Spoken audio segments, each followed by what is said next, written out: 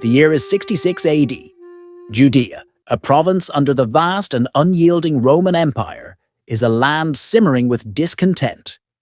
The once proud and independent Jewish kingdom is now under the iron fist of Rome, a foreign power that demands taxes, loyalty, and obedience. The Jewish people, fiercely protective of their religion and culture, are pushed to the brink by the corrupt Roman governors who desecrate their holy sites and plunder their wealth with impunity.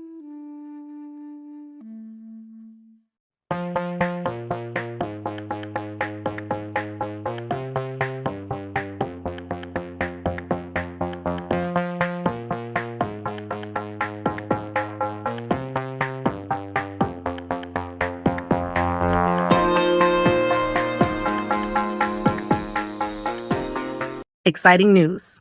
Before we get into today's video, I've got an amazing opportunity for you. Have you ever wanted to learn Hebrew? Now's your chance. We're offering a unique beginner Hebrew class, and the best part? You set your own budget. That's right, you decide how much you want to invest in your Hebrew learning journey, and we'll review your registration to make it work for you. To get you started, we're offering 3 free introductory classes. No commitments, just a fantastic opportunity to see how enjoyable and rewarding learning Hebrew can be. Very good, Barak. If you find that the beginning of a verb, of a shoresh, one of our 3... So why wait? Dive into Hebrew today and explore a rich new language and culture. Click the link in the description to sign up now and start your Hebrew journey. All right, let's get back to the video. In the narrow, winding streets of Jerusalem, whispers of rebellion are on every corner. The air is thick with tension, like a storm waiting to break. The Pharisees, Sadducees, and Essenes argue over the future of their people. But in the shadows, more radical voices are rising. Among them, the Zealots, warriors of faith who believe it is better to die fighting for their God than to live under the rule of pagans.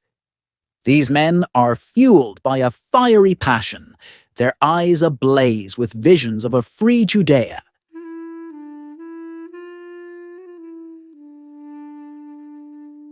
But it is not just the zealots who are ready for war. In the countryside, farmers and shepherds, weary of the endless taxes and abuses, begin to sharpen their plows into swords.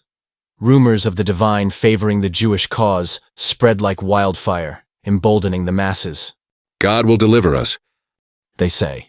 He will send a Savior, a Messiah, to lead us to victory. As the tension escalates, powerful figures begin to emerge, each with their own vision for the future of Judea. Vespasian, a seasoned Roman general, is summoned by Emperor Nero to crush the growing revolt. Vespasian is a man of discipline and experience, hardened by years of campaigns across the empire. He is not swayed by the fervor of the Jews, seeing their rebellion as nothing more than a nuisance to be extinguished. But deep within, he knows that Judea is no ordinary province, and that its people, with their unyielding faith, will not be easily subdued. Titus, Vespasian's son, stands by his father's side, eager to prove his worth in battle. Though young, he is cunning and ambitious, with a sharp mind for strategy. As he marches with his father's legions, he feels the weight of his family's honor on his shoulders, knowing that the outcome of this campaign could determine the future of Rome and his own destiny. In Jerusalem, the leadership is fractured. Simon Bar Giora, a man of great strength and charisma, rallies the common people to his cause, promising freedom from Roman tyranny. John of Gishala, another formidable leader, uses his silver tongue to gather support among the zealots, his eyes set on seizing power within the city.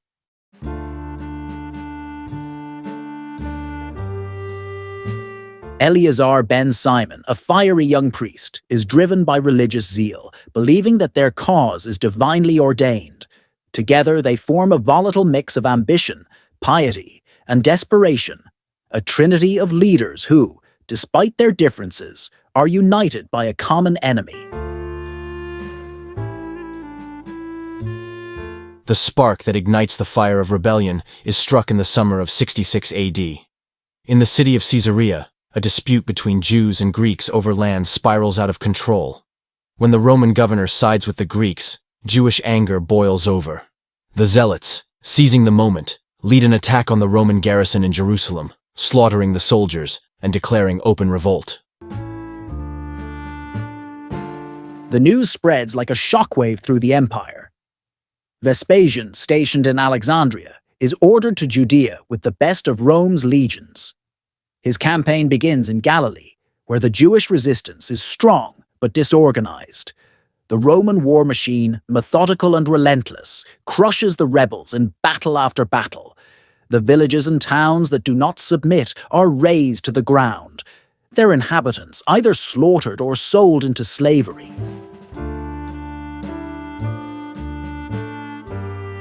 But even as Vespasian secures victory in Galilee, the real challenge lies ahead: the siege of Jerusalem. As the Roman legions prepare to march on the holy city, the defenders brace themselves for a battle that will determine not just the fate of their people, but the very survival of their faith.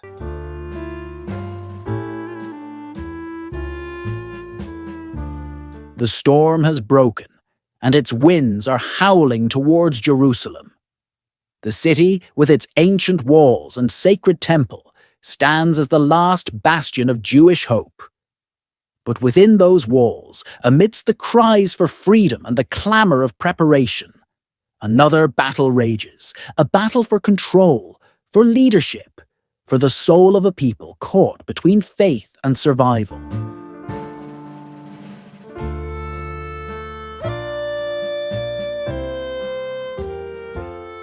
The siege is coming, and with it, the destruction of a world. The legions of Rome were the embodiment of power and discipline, a force so formidable that entire nations trembled at their approach. As the sun rose over the rolling hills of Judea, the earth trembled beneath the steady march of Roman soldiers. Clad in gleaming armor, their helmets adorned with the crimson crests of their rank, these men were more than just warriors. They were an unstoppable machine.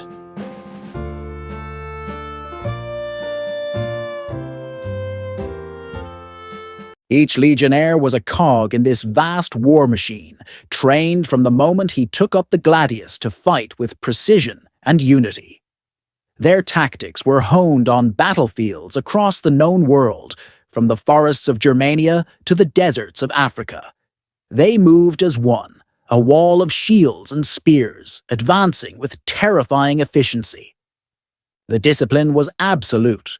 There was no room for hesitation, no tolerance for fear. Each soldier knew his place, and when the command was given, they acted without question, for to falter meant death, not just for the individual, but for the entire unit.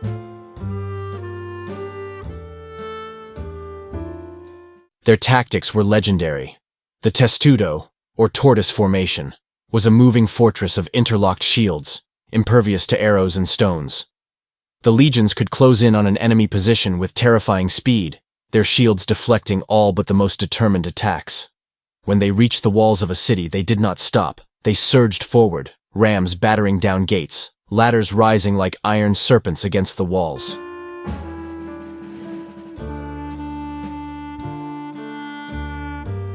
But it was not just brute force that made the Roman army feared. They were masters of siege warfare, possessing a dark arsenal of engines designed to break the will of any defender. Ballistae, massive crossbows, could hurl stones and bolts with deadly accuracy, shattering defenses and sowing terror among those who dared to stand against them. The onager, a fearsome catapult, launched flaming projectiles over walls, setting the very sky ablaze with the promise of destruction.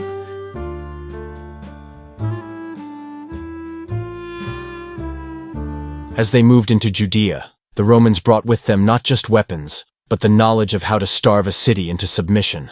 They understood that a siege was as much a battle of minds as it was of swords. They would encircle Jerusalem, cut off its supplies, and wait. It was a slow, deliberate kind of warfare, one that drained the enemy's resources and morale, inch by inch, day by day.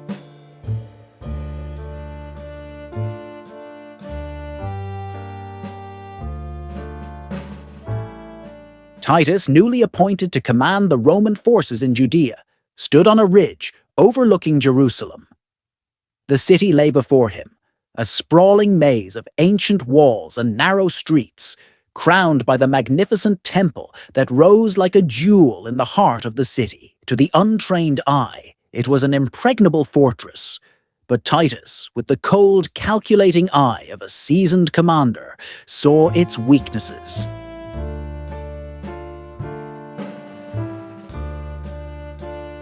He knew that taking Jerusalem would not be easy, but he also knew that failure was not an option. The empire demanded victory, and so did his father, Vespasian. Titus was determined to deliver both.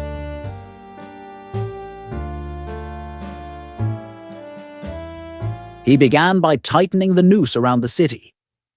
His first move was to construct a siege wall, an impenetrable barrier that encircled Jerusalem completely.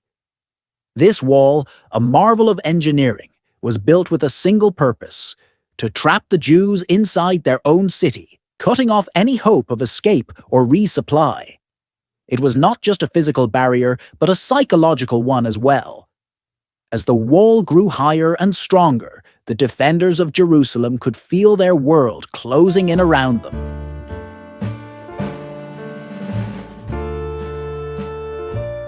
Titus ordered the construction of camps on all sides of the city, each one a fortress in its own right. From these camps, the Roman legions would launch their attacks, always moving closer, tightening their grip. The psychological warfare began in earnest. Every day, the Romans would demonstrate their might. They paraded their siege engines in full view of the city, their ballistae and catapults towering over the walls, a constant reminder of the destruction that awaited. The defenders watched in horror as these machines of war were assembled, knowing full well what they could do.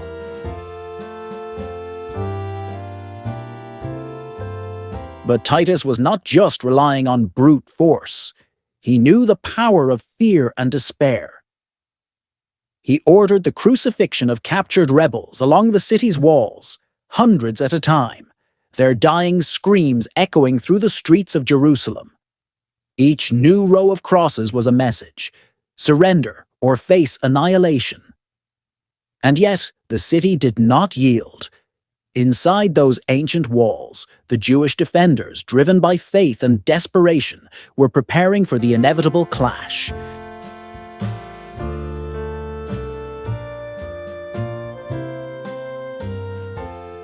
Within Jerusalem, the mood was grim, but resolute.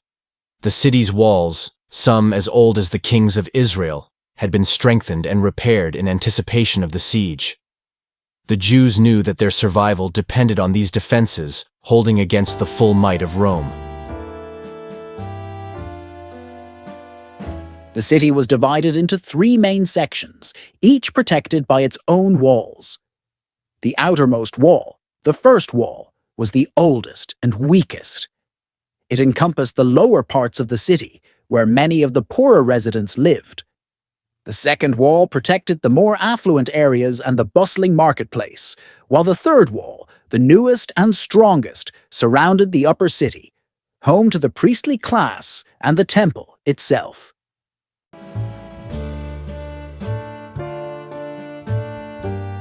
Each wall was a fortress in its own right, with towers placed at strategic intervals, bristling with defenders.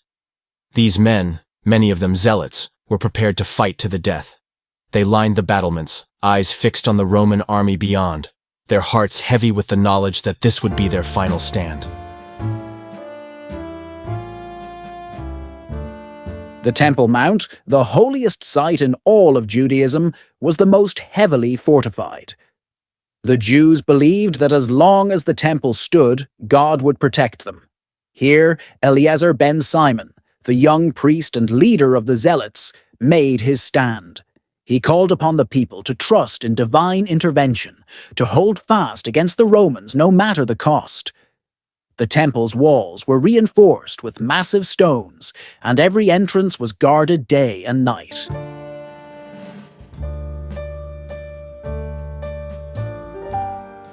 Beneath the city, a labyrinth of tunnels and cisterns provided water and secret passageways, a hidden world that the Jews hoped would give them the edge in the coming siege. They stockpiled food and weapons, preparing for the long, grueling months ahead.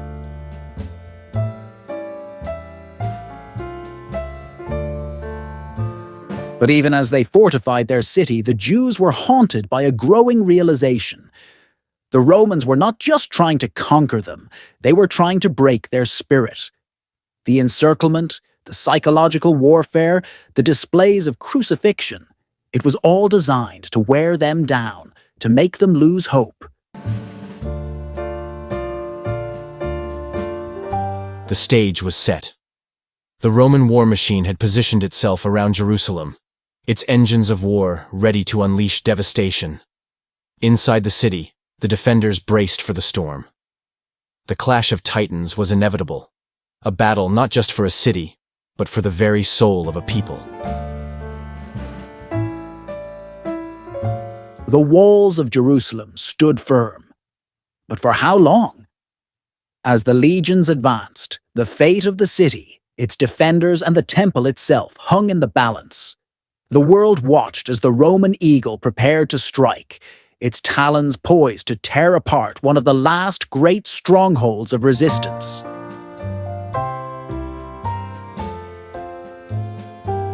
As the first light of dawn crept over the Mount of Olives, the Roman legions stirred. The air was thick with the scent of sweat, metal, and earth, mingling with the tension that hung over the camp like a heavy shroud. Titus stood at the edge of his command tent, his eyes fixed on the walls of Jerusalem. He could see the silhouettes of the defenders moving along the battlements, their torches flickering like restless spirits. This was the day they would begin their assault, the day the war would truly begin.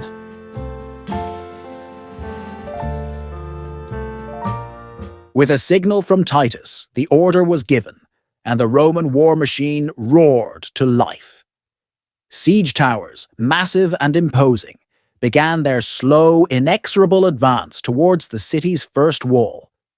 The ground shook beneath their weight, the groaning of wood and the clanking of chains adding to the cacophony of war. Behind them, the legions marched in perfect formation, their shields raised, their eyes fixed ahead. From the walls, the Jews watched with growing dread as the towers drew closer. They had prepared for this moment, but nothing could fully steel them against the sight of these towering behemoths, bristling with armed men, creeping ever closer to their homes. As the towers reached the walls, the battle erupted with a ferocity that echoed through the city. The Romans unleashed a hail of arrows and stones, their ballistae firing with deadly precision. The Jews responded in kind, launching their own missiles, hurling rocks, and pouring boiling oil over the advancing towers. The clash of metal on metal, the screams of the wounded, and the shouted orders of commanders filled the air, a symphony of destruction.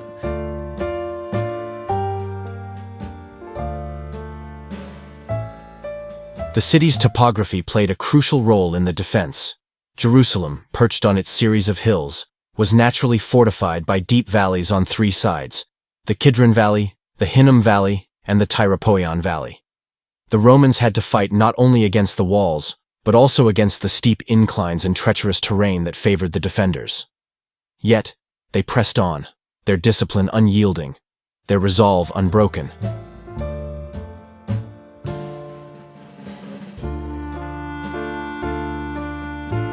The first wall, though old and weaker than the others, held for now.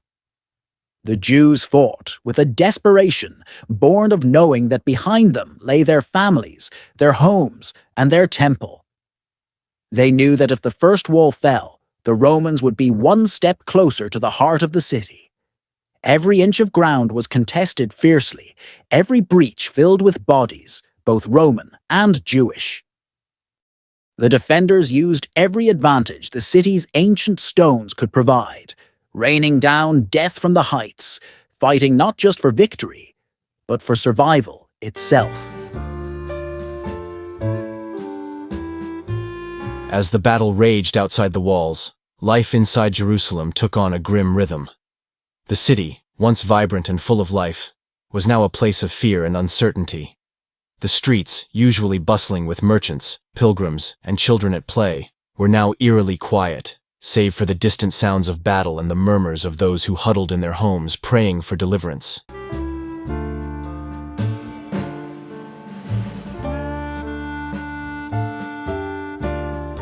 Food, once abundant in the markets, became scarce.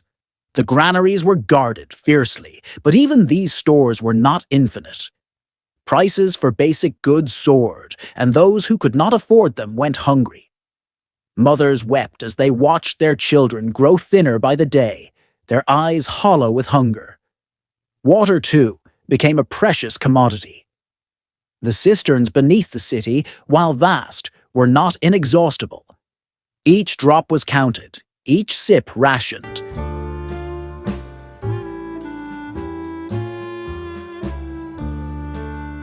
The temple, once a place of solace and worship, became a fortress within a fortress. Priests continued their rituals, but their prayers were tinged with desperation. They prayed for a miracle, for the hand of God to strike down their enemies, as it had in the days of old. But as the days turned into weeks, and the siege wore on, even the most devout began to question whether their prayers were being heard.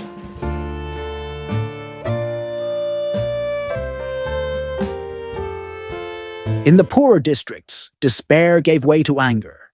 The people began to murmur against their leaders, blaming them for the hardships they endured.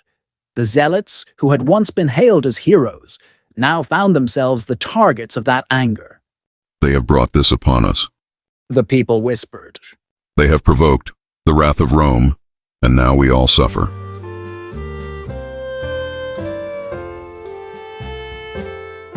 And yet, even in the face of starvation and fear, there was a stubborn defiance. The people of Jerusalem clung to the hope that somehow, some way, they would prevail. They told themselves stories of the Maccabees who had driven out the Greeks against impossible odds. They believed that God would not abandon his chosen people, that deliverance would come, even if it seemed a distant dream.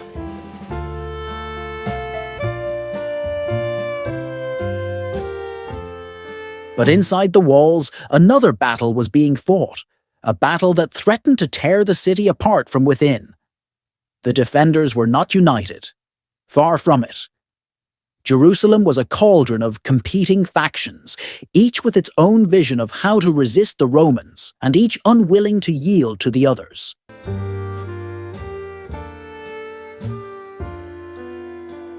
At the heart of this conflict were the Zealots, led by men like Eleazar ben Simon and John of Gischala. They were fierce, uncompromising, and utterly convinced that their path was the only righteous one. They had taken control of much of the city and the Temple Mount, ruling through fear and force. Their vision of resistance was one of total war, a fight to the death where surrender was not an option.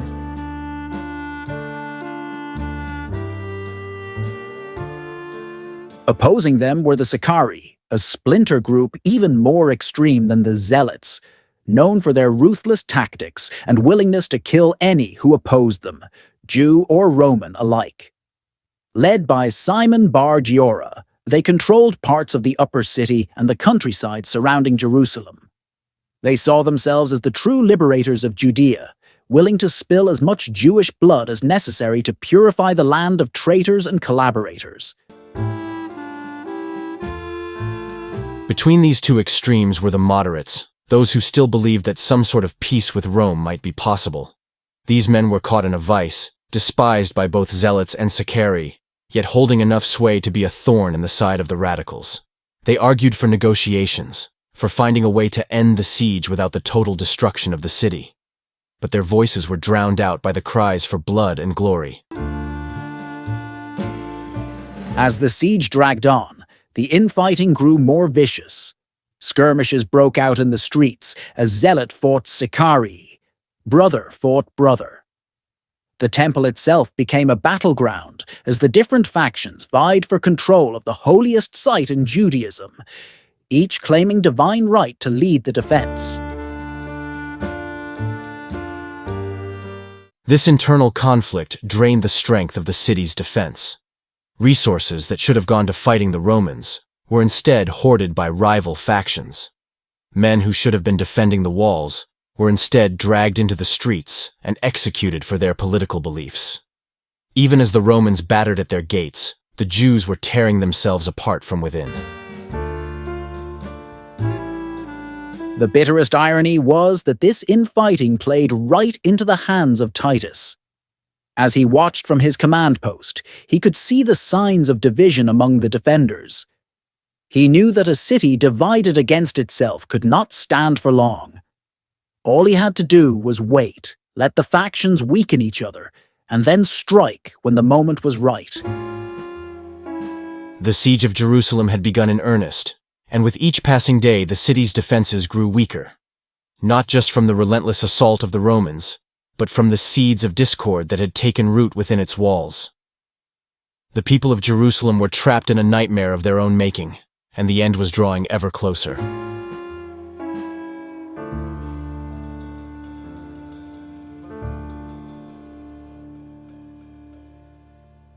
The day began like so many others, with the sun rising over the hills, casting long shadows over the Roman encampments. But this day was different. The soldiers of the legions knew it. There was a tension in the air, a sense of impending violence.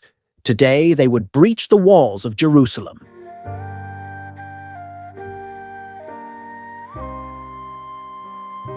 Titus had given the order.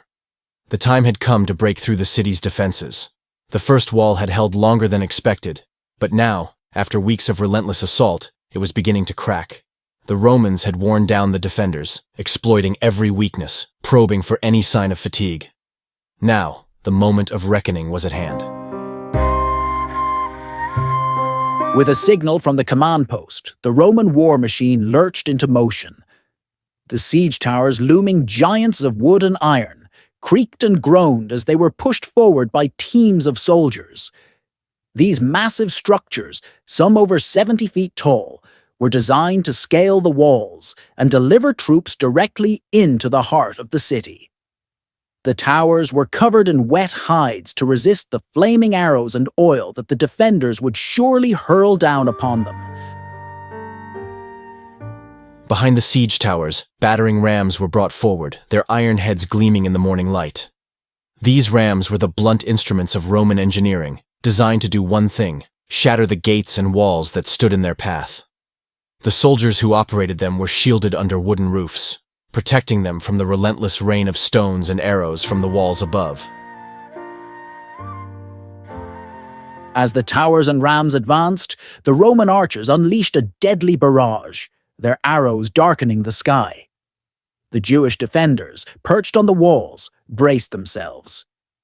They had fought valiantly for weeks, but they were exhausted, their numbers dwindling with each passing day. Still, they stood firm, driven by a resolve that seemed to transcend the physical world. For them, this was not just a battle. It was a fight for their very existence.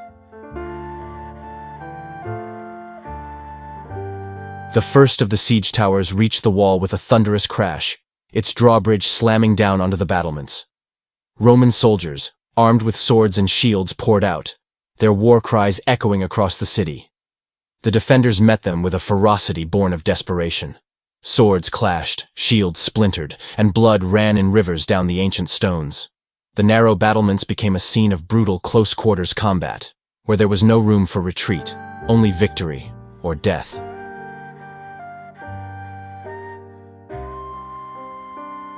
At the same time, the battering rams began their assault on the gates.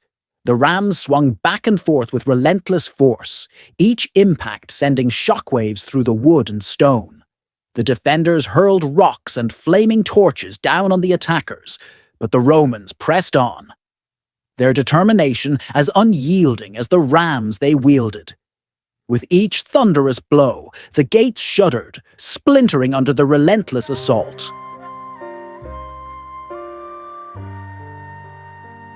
And then, with a sound like the cracking of the earth itself, the first wall was breached.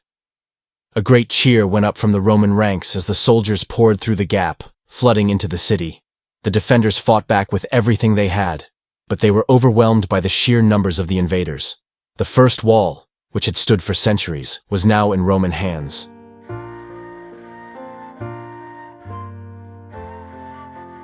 But the fight was far from over.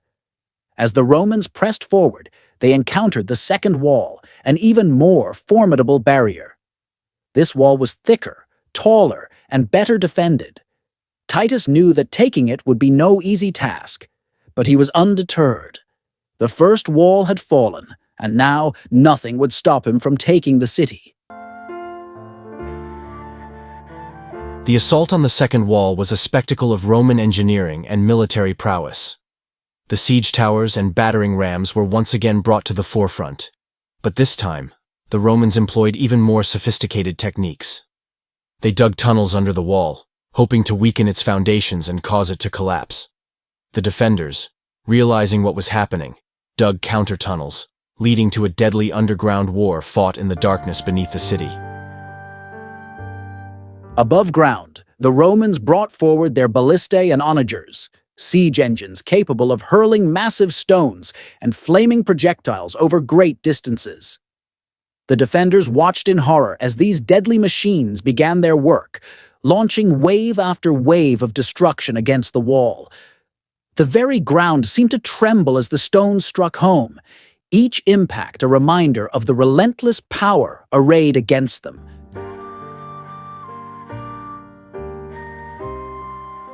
But the second wall was not just stone and mortar. It was a symbol of the defenders' resolve.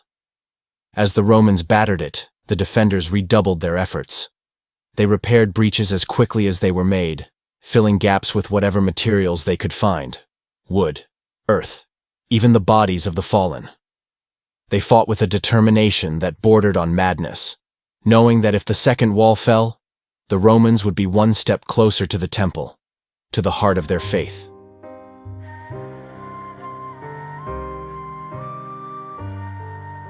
The siege towers reached the second wall, and once again, the Romans stormed the battlements.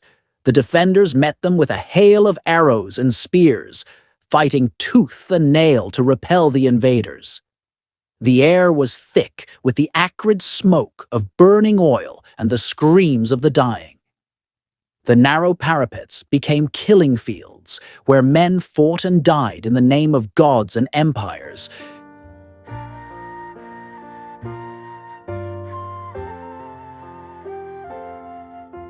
Titus, ever the strategist, ordered a feint, pulling back some of his forces to lure the defenders into a false sense of security. When the defenders rushed to plug the gaps, the Romans struck with overwhelming force, breaching the second wall in several places at once. The defenders, caught off guard, were forced to retreat deeper into the city, towards the third and final wall.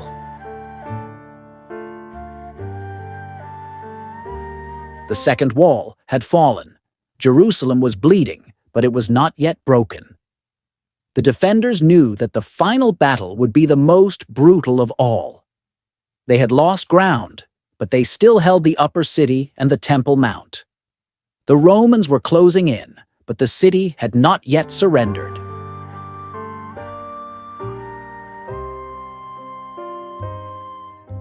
As the Romans breached the second wall and began their advance towards the upper city, the defenders rallied for what they knew would be the final stand.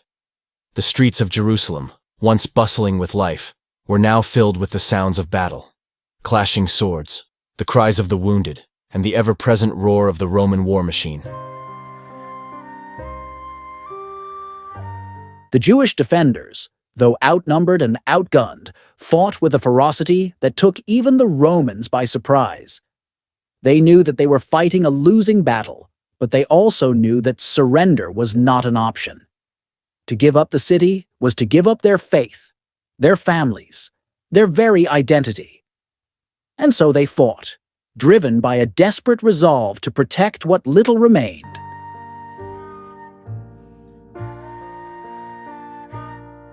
The narrow streets of the upper city became a maze of death traps, as the defenders used every trick they could think of to slow the Roman advance. They set ambushes, toppled buildings, and created barricades out of anything they could find. The Romans, for all their discipline and training, found themselves bogged down in a brutal, grinding urban warfare that sapped their strength and morale.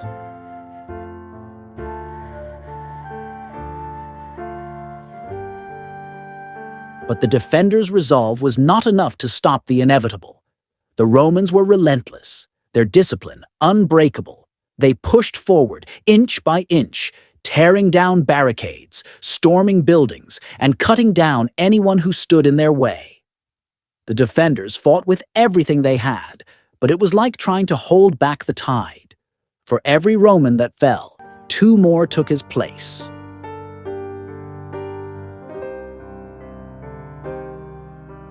In the temple, the priests continued their rituals, even as the sounds of battle grew closer.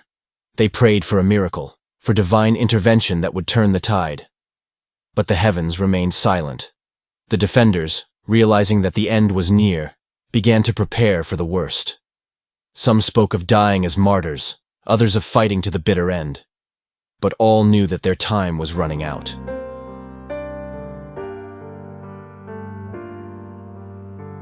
Titus, now standing within the walls of the upper city, looked towards the Temple Mount. The final stronghold of the defenders lay before him, its walls gleaming in the sun. He knew that taking the temple would be the ultimate victory, a symbol that would send a message to the entire empire. But he also knew that the battle was not yet won. The defenders, though weakened, were still dangerous. They would fight for every stone, every inch of the city.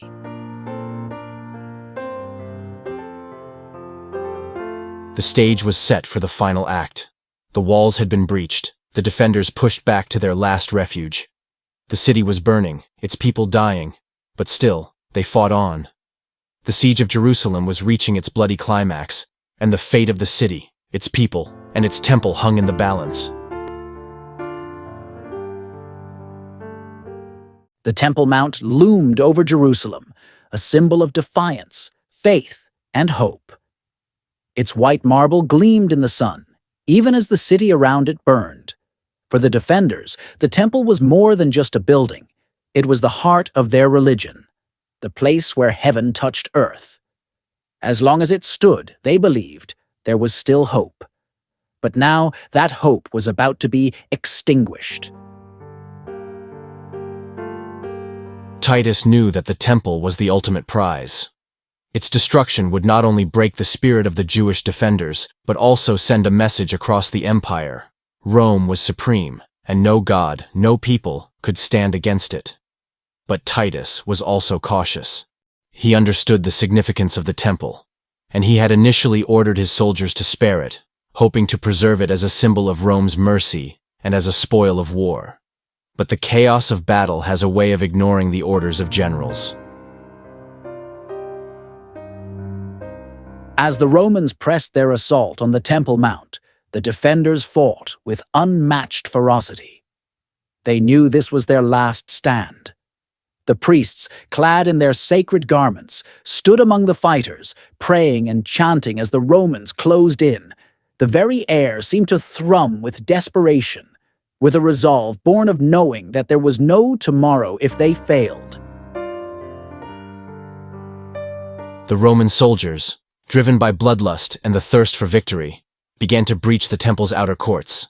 The defenders, vastly outnumbered, were forced back, their lines breaking under the relentless Roman advance.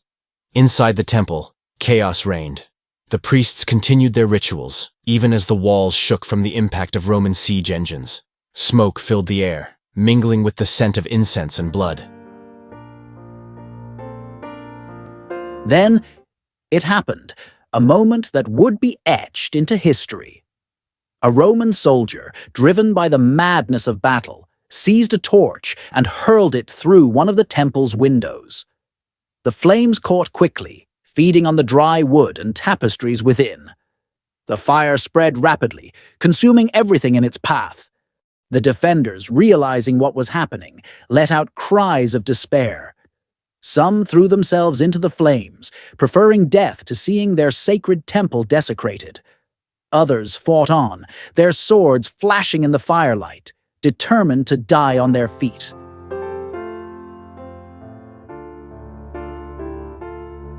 Titus, upon seeing the flames engulf the temple, rushed forward, attempting to stop the destruction. But it was too late. The fire had taken hold, and the soldiers, caught up in the frenzy of victory, ignored his commands. They smashed down doors, looting the sacred treasures, cutting down any who stood in their way. The great golden menorah, the table of the showbread, and other sacred objects were seized as spoils to be paraded through the streets of Rome. The Second Temple, the holiest site in Judaism, was reduced to a smoldering ruin. The flames reached high into the sky, visible from miles away.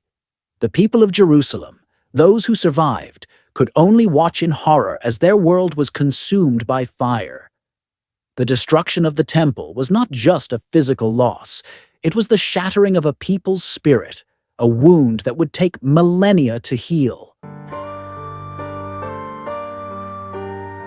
With the temple destroyed, the Roman soldiers turned their fury on the city itself.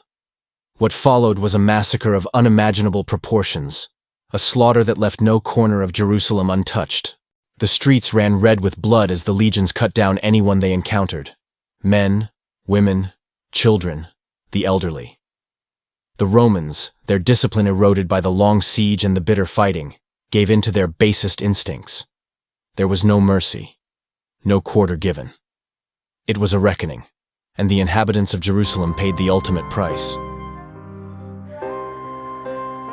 Josephus, the Jewish historian who had witnessed the siege, later wrote of the horrors he saw. His words paint a picture of unimaginable carnage, of a city transformed into a charnel house. The dead lay in heaps, their bodies clogging the streets and the alleyways. The air was thick with the stench of death, and the cries of the dying echoed through the ruins. The Romans looted the city with abandon, stripping homes of their valuables, desecrating synagogues, and tearing apart families in their search for wealth. Those who were not killed were dragged away in chains, to be sold into slavery, or to be executed in the games in Rome's arenas. The city, once a beacon of culture and faith, was reduced to a smoking ruin, its people scattered to the winds.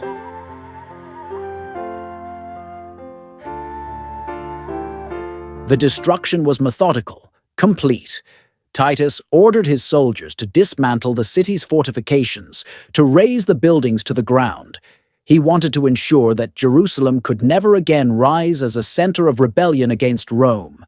The soldiers, fueled by their hatred and their hunger for plunder, carried out his orders with brutal efficiency.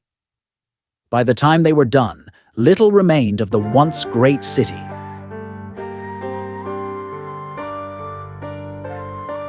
Only a few structures were left standing.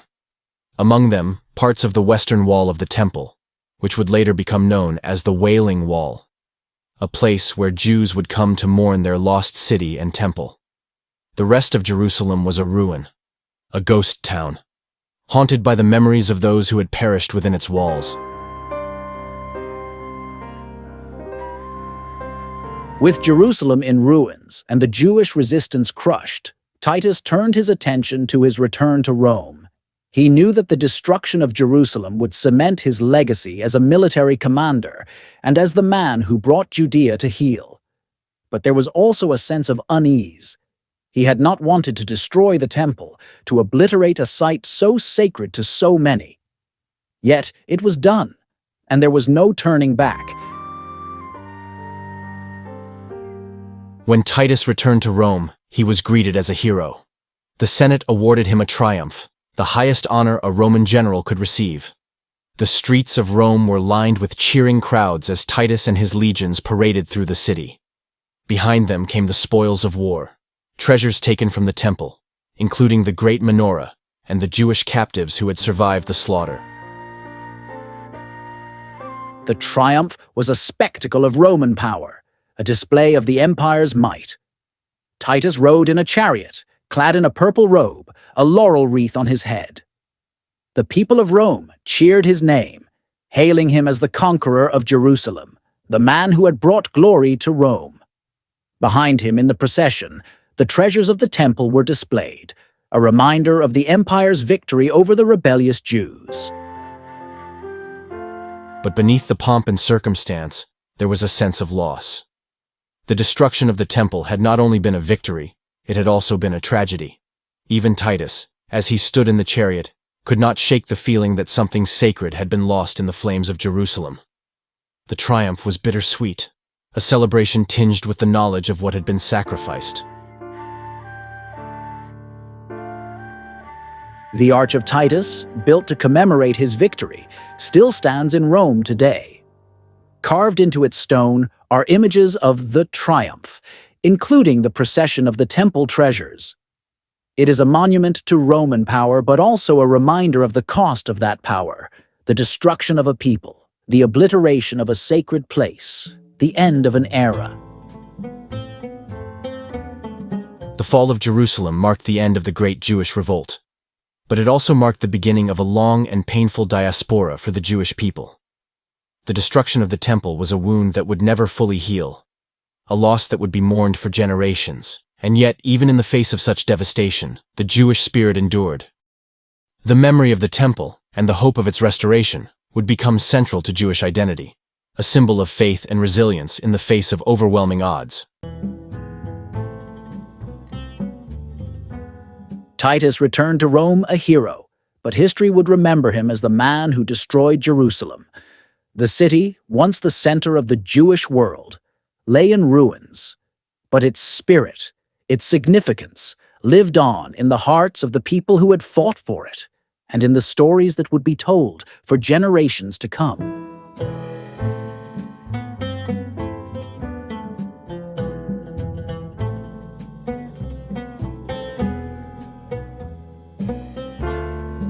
The sun rose over a Jerusalem that was no longer recognizable.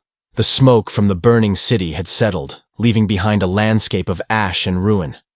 Amidst the smoldering remnants of what was once a thriving city, the survivors, those few who had not been slaughtered in the final days of the siege, were rounded up by the Roman soldiers, their fate sealed as they were herded together like cattle. For these survivors, there was no mercy, no reprieve. They were shackled, bound in chains, and marched through the rubble of their homes. The elderly and the young, the weak and the strong, all were forced into a line that snaked through the remains of the city, a grim procession of the defeated. Their destination was the slave markets of the empire, where they would be sold to the highest bidder, their lives reduced to mere commodities. Among the captives were the remnants of Jerusalem's nobility, priests who had once served in the temple, and warriors who had fought to the last. Now, they were powerless, their defiance broken. Some held their heads high, maintaining their dignity even in chains, while others wept openly, mourning not just their freedom, but the destruction of everything they had ever known. As they were driven out of Jerusalem, the captives looked back at the city, its once majestic walls now heaps of stone. The Temple Mount, where their faith had centered, was a smoldering ruin, its sacred treasures looted, its sanctity desecrated. The realization that they were leaving their homeland forever, that they would never again see the land of their ancestors, weighed heavily on their hearts. The roads leading away from Jerusalem were lined with the dead, crucified rebels, their bodies left to rot as a warning to any who might dare to rise against Rome again. The survivors were forced to march past these grim reminders of their failed revolt, their spirits crushed further with every step. Some of the captives whispered prayers, others cursed the Romans, but all knew that their lives would never be the same. As the captives were dispersed across the empire, the Jewish diaspora began. Many were taken to Rome, where they were paraded through the streets in Titus's triumph, a spectacle of their defeat.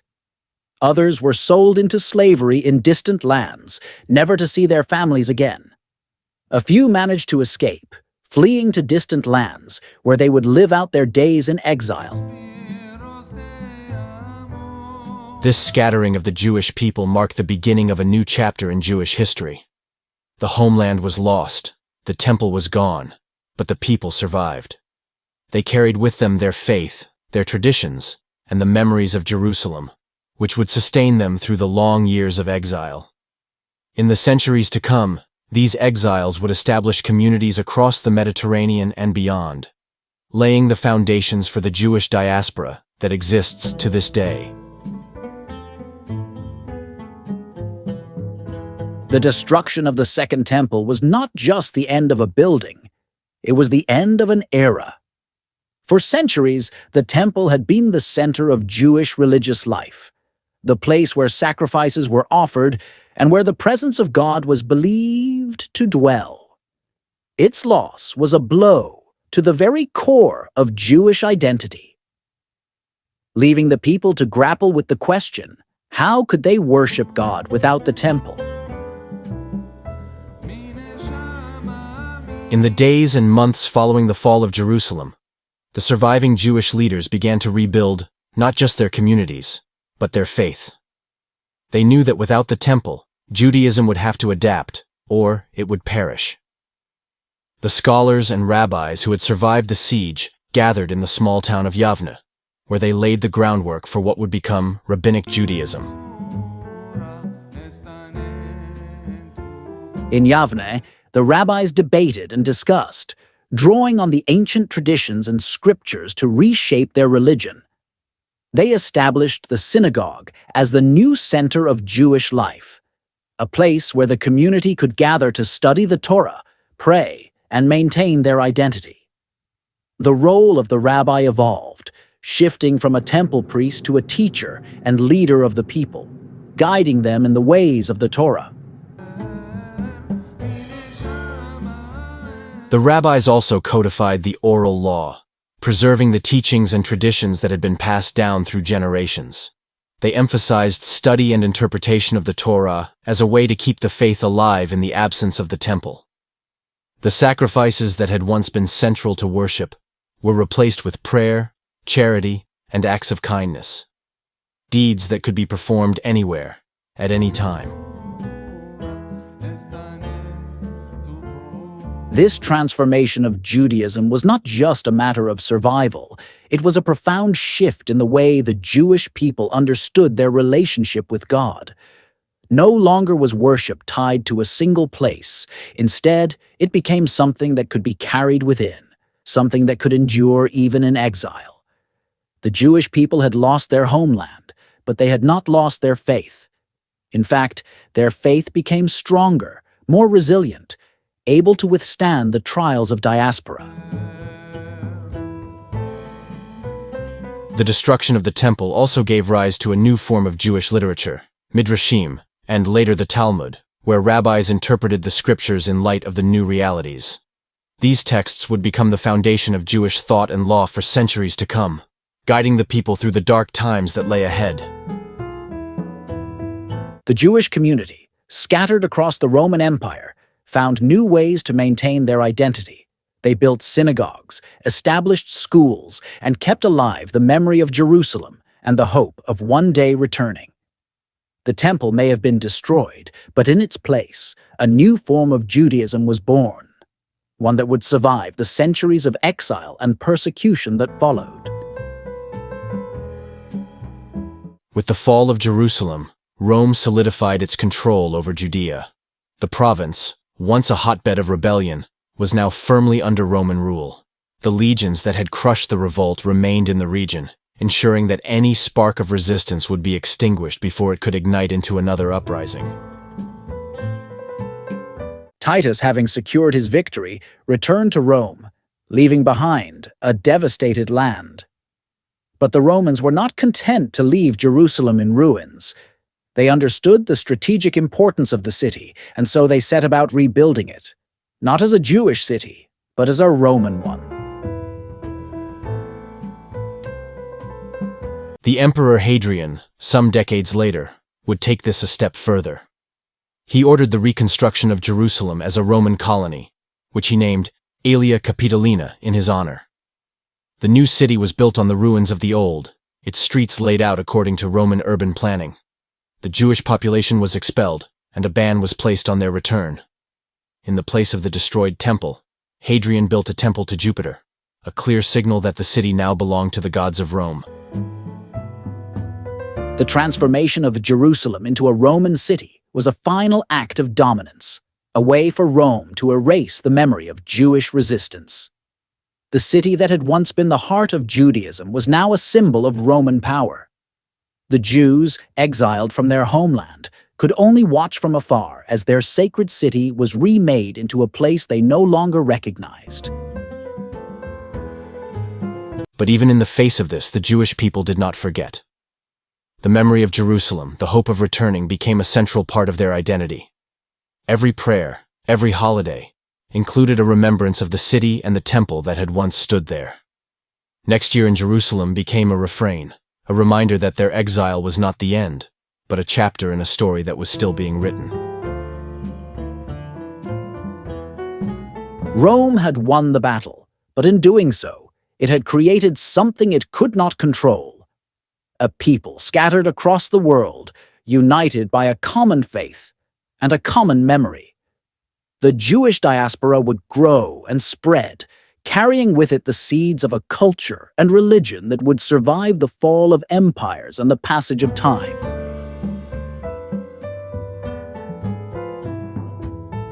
The Roman consolidation of Judea was complete, but the Jewish spirit endured.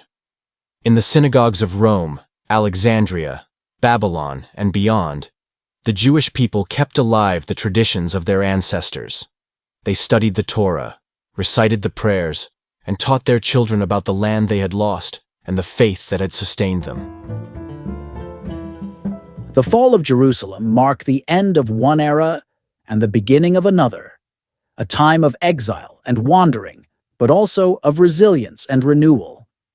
The Jewish people had been scattered, but they were not defeated. They had lost their city, but they had found a way to carry it with them wherever they went.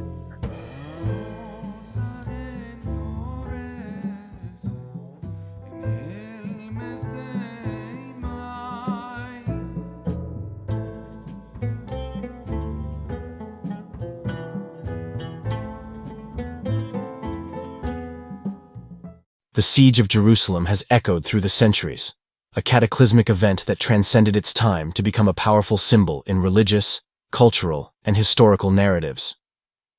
To the early Christians, the fall of Jerusalem was seen as divine retribution, a fulfillment of prophecies foretold by Jesus. The Gospels, particularly in the book of Luke, depicted the destruction as a consequence of the city's rejection of Christ, framing it as a pivotal moment in Christian history. This interpretation shaped Christian thought for centuries, painting the Jews as a people who had strayed from God's favor, their exile a punishment for their disbelief. In Jewish thought, the fall of Jerusalem and the destruction of the Second Temple were a profound tragedy, a loss that could not be easily reconciled. The Talmudic sages reflected deeply on the causes of the catastrophe, attributing it not to military failure, but to internal moral decay. Sinat Shinam, baseless hatred among the people, was seen as the root cause of the downfall. This introspective interpretation urged future generations to focus on unity and righteousness, hoping to prevent such devastation from ever happening again.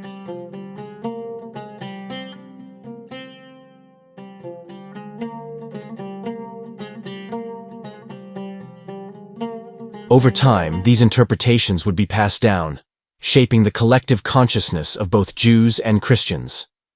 The siege of Jerusalem became not just a historical event, but a powerful allegory, a lesson in the consequences of division and the importance of faith. In medieval Europe, Christian writers often used the siege as a symbol of divine judgment, while Jewish scholars emphasized it as a call to repentance and spiritual renewal. As the centuries passed, the memory of the siege persisted, becoming a cornerstone of Jewish mourning. Every year, on Tisha B'Av, Jews around the world fast and pray, remembering the destruction of the temple as the darkest day in their history. The lamentations recited during this time echo with the sorrow of those who witnessed the fall, their words preserved through generations as a reminder of what was lost. In the modern era, the siege of Jerusalem has not only been a subject of religious reflection, but also of rigorous archaeological investigation. Beneath the streets of contemporary Jerusalem, layers of history lie buried, waiting to be uncovered. The excavations around the Temple Mount and other areas of the ancient city have revealed tangible evidence of the siege: burnt layers of ash, remnants of the city's walls, and even the scars left by Roman siege engines on the stones themselves. One such discovery was the uncovering of the ancient street that led from the Siloam Pool to the Temple Mount, a path that Jewish pilgrims would have walked in the days before the siege. As archaeologists meticulously removed centuries of dirt and debris, they found coins and pottery, remnants of the daily life that came to a violent end with the Roman assault. The discovery of large stones, toppled by the Romans, bore silent witness to the destruction, a chilling reminder of the moment when the city's defenses finally gave way. Another significant find was a section of the city wall, dating back to the time of the siege. This wall, riddled with arrowheads and ballista stones, tells the story of the fierce battle that took place as the Romans fought to breach the city's defenses. These artifacts, some still lodged in the walls where they struck centuries ago, offer a glimpse into the desperation of the city's defenders and the relentless force of the Roman legions. Perhaps the most poignant discovery was the remains of a Roman siege ramp outside the city. This ramp, constructed from earth and stone, was a key part of the Roman strategy to breach the city's walls. Its remains, still visible today, stand as a testament to the engineering prowess of the Roman army and the sheer scale of the effort required to conquer Jerusalem. These archaeological finds have brought the siege to life in ways that historical texts alone cannot. They allow us to walk the streets where the battles took place, to see the walls that once stood strong, and to touch the stones that bore witness to the city's final tragic days. Through these discoveries, the past is made tangible, the stories of the siege no longer confined to the pages of history books, but etched into the very fabric of the city. The siege of Jerusalem has left an indelible mark on the collective memory of both Jews and Christians, its legacy resonating through the ages. For Jews, the siege and the destruction of the temple represent not only a historical tragedy, but also a spiritual wound that has yet to fully heal.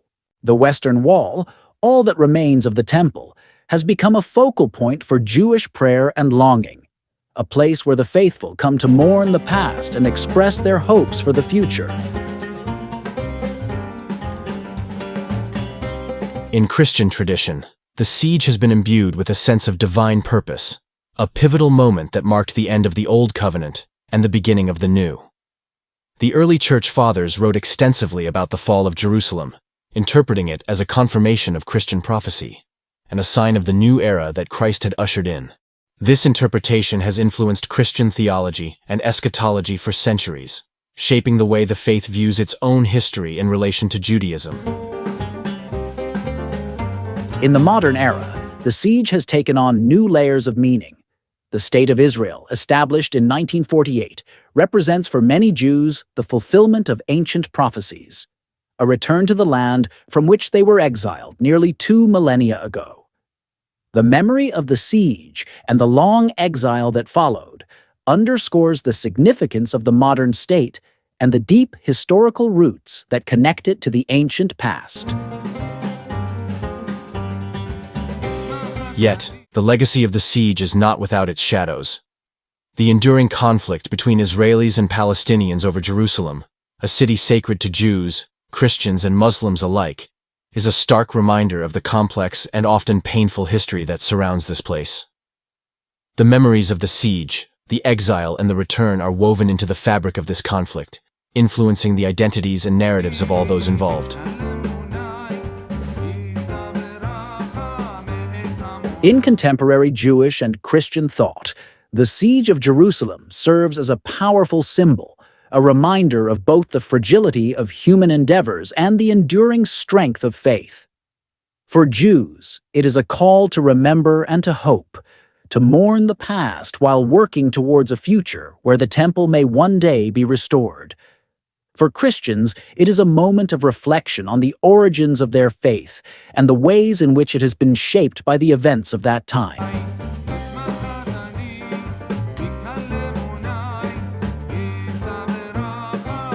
In literature, art, and prayer, the siege of Jerusalem continues to be a source of inspiration and reflection.